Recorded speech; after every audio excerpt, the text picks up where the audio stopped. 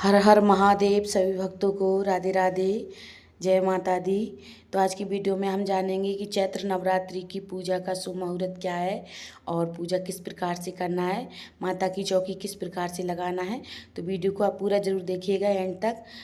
तो आज की वीडियो में हम जान लेते हैं चैत्र नवरात्रि की पूजा विधि। तो इस प्रकार से हम लाल रंग का एक कपड़ा बिछा लेंगे। पहले अच्छे से जगह शुद्ध कर लेंगे। उसके बाद हमें अष्टदल कमल बनाना है चावल रख के। फिर उस पर हम कलश रखेंगे। आप कलश मिट्टी का भी रख सकती हैं, आप चाहे पीतल या तांबे का भी रख सकते हैं। उसमें हमें जल भरना है। जल हमें पूरा गढ़ा तक भरना है, कंठ तक। तो कंठ तक हम भर देंगे। उसके बाद हम उसमें एक सिक्का, गुल, सुपारी और एक टिन्ना डालेंगे। तो उसके बाद फिर हम आम की पत्ती या अशोक की पत्ती लगाएंगे। थोड़े से चावल हम गणपति जी को विराजमान करेंगे और माता रानी को विराजमान करेंगे। और फिर उसके बाद हम आम अशोक के पत्ते लगा लेंगे। तो अशोक के पत्ते लगाने, आप चाहे आम के पत्ते भी लगा सकती हैं। तो इस प्रकार से हम लगा लेंगे। फिर उसके ऊपर हम नारियल रखेंगे। कलश स्थापना हमें इस प्रकार से करना है। तो नारियल रखना है हमें। नारियल ले लेंगे हम, जटा वाला नारियल लेंगे और पानी वाला नारियल लेंगे। तो हमें पानी वाला नारियल ले लेना है और उस पर कलावा लपेट लेंगे हम। आप चाहे तो चुनरी हो आपके पास, लाल चुनरी, तो आप वो चुनरी भी लपेट सकते हैं। और नहीं तो फिर आप कलावा 9 बार लपेटना है। नवरात्रियों में 9 बार कलावा लपेटा जाता है। तो हम 9 बार लपेट लेंगे कलावा को। उसके बाद हम कलश स्थापना कर देंगे। तो इस प्रकार से हमें कलश स्थापना करना है। नारियल का मुख आप 2 तरीके से रख सकते हैं। आप अपने ओर मुँह करके भी रख सकते हैं, आप इस प्रकार से भी रख सकते हैं। हम गणपति जी को विराजमान कर देंगे, माता रानी को विराजमान कर देंगे। फिर उसके बाद हम जल से स्नान कराएंगे। तो माता रानी को और गणपति जी को हम जल से स्नान करा देंगे। फिर उसके बाद हम दीपक प्रज्वलित करेंगे। तो हमें सवा हाथ की बाती चाहिए। अखंड जोत जलाते हैं तो हमें सवा हाथ की बाती ले लेना होता है। तो आप कलावे की ही बाती बना सकते हैं, रुई की बाती नहीं बनाई जाती है। तो हम इस प्रकार से बाती बना ली है हमने सवा हाथ की। और मिट्टी का दीपक लेंगे, आप चाहे पीतल का दीपक भी ले सकते हैं। अखंड ज्योत के लिए हमें बड़ा दीपक लेना पड़ता है, क्योंकि हमें उसमें तेल भर देते हैं तो अच्छे से आसानी से जलता रहता है। तो अखंड ज्योत के लिए हम मिट्टी का दीपक लिया है। और ये खप्पर लिया है हमने जवारे बोने के लिए। तो इस प्रकार से हम नवग्रह विराजमान कर लेंगे। नवग्रहों को विराजमान करने के लिए हम सुपारी ले सकते हैं, आप चावल से भी कर सकते हैं। तो हमने सुपारी ले ली है। तो 9 जगह हमने नवग्रह विराजमान कर दिए हैं। इस प्रकार से नवग्रहों को हम विराजमान कर देंगे इस प्रकार से। और फिर उसके बाद हम फिर दीपक प्रज्वलित करेंगे। तो आप दीपक पहले भी प्रज्वलित कर सकते हैं, बाद में भी कर सकते हैं। दीपक अगर हम पहले से प्रज्वलित कर लेते हैं, दीपक हमारी पूजा का साक्षी होता है। तो हम एक प्लेट लेंगे, उसमें अष्टदल कमल बना लेंगे रोरी से। और फिर उसके बाद हम दीपक उसी में रखेंगे। फिर हम दीपक प्रज्वलित कर देते हैं। आप चाहें तो छोटा दीपक भी प्रज्वलित कर सकते हैं। हमने तो बड़ा दीपक किया है प्रज्वलित। और उसके बाद हम जल से स्नान कराएंगे, गंगा जल डालकर भाव रूपी स्नान करा देंगे।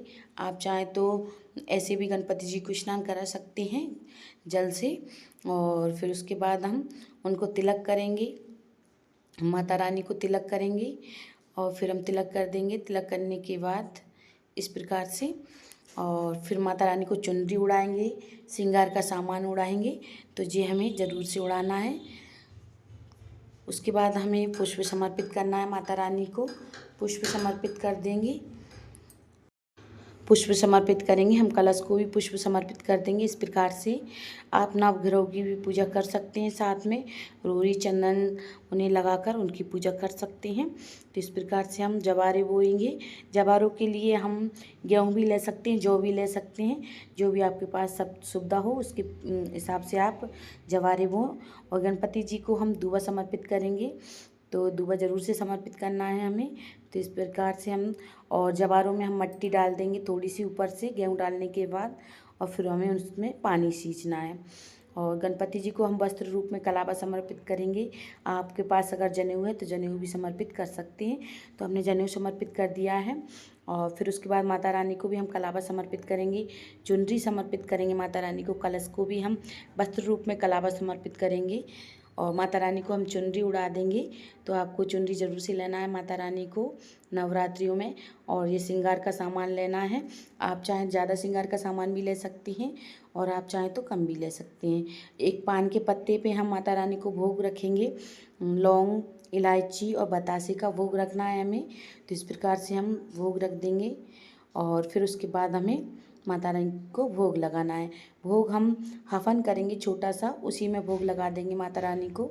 आप सुहाग का श्रृंगार पहले दिन भी चढ़ा सकते हैं 9 दिन में, आप चाहे 9 दिन में कभी भी चढ़ा सकते हैं। तो हम थोड़े से जवारे उसमें मिट्टी डाल देंगे, जवारे बोए हैं तो मिट्टी डाल के हम उसमें पानी सींच देंगे जिससे अच्छे से हमारे जवारे उग जाएं।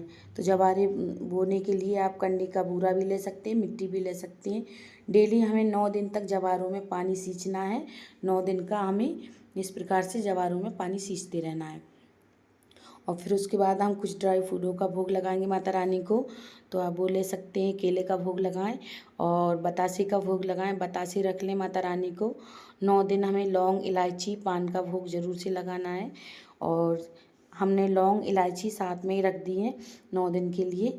और एक दीपक हमें ज़रूर से लेना है। जोत हमारी अगर थोड़ी भी कम होती है तो दूसरा दीपक हम जलाकर उस जोत को आगे खिसका कर हम उसके बाद जोत को सही कर सकते हैं। पहले हमें दूसरा दीपक जला लेना है, उसके बाद ही हमें जोत को सही करना है। तो इस बात का ध्यान रखें। धूप बत्ती दिखा देंगे हम। धूप बत्ती दिखाने के बाद फिर हम हवन करेंगे और आरती करेंगे। तो आरती करने के लिए हम कपूर लेंगे। कपूर से ही आरती की जाती है माता रानी की। तो आप कपूर ले लें। अगर कपूर नहीं है तो आप दीपक प्रज्वलित करके भी आरती कर सकते हैं। तो कंडे की आग लेना है हमें, उस पर हम माता रानी का हवन करेंगे। तो इस प्रकार से हम हवन करेंगे। इसमें सारी सामग्री आप हवन की ले सकते हैं। बाज़ार में हवन का पैकेट मिल जाता है तो उसको मंगाकर आप हवन कर सकते हैं। तो 5 आहुति जितनी भी आपको देना है माता रानी के नाम से हवन कर दें छोटा सा, उसके बाद ही प्रारंभ करें। तो इस प्रकार से हवन कर। कलश स्थापना का शुभ मुहूर्त क्या है तो वो भी हम जान लेते हैं।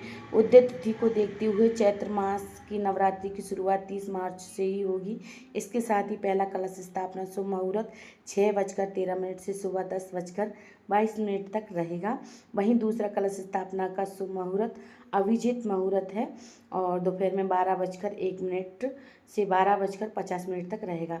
इस समय आप अपनी पूजा पाठ का घट स्थापना कर सकते हैं। बहुत ही शुभ मुहूर्त है, तो इस बात का ध्यान रखें आप। और फिर उसके बाद हम आरती कर लेंगे। आरती करने के बाद हम माता रानी की आरती कर लेंगे और आरती करने के बाद अर्घ्य ज़रूर से देना है हमें। तो माता रानी को हम आरती करने के बाद अर्घ्य दे देंगे। बतासे का भोग लगाएंगे हम और लौंग, इलायची का भोग लगाएंगे।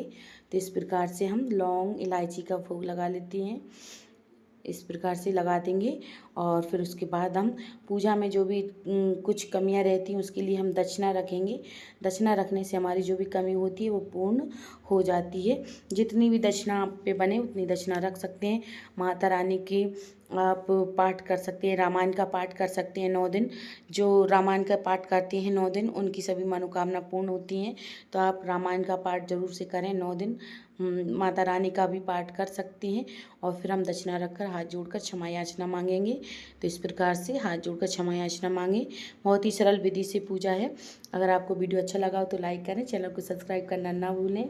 कमेंट में जय माता दी जरूर से लिखें। हर हर महादेव।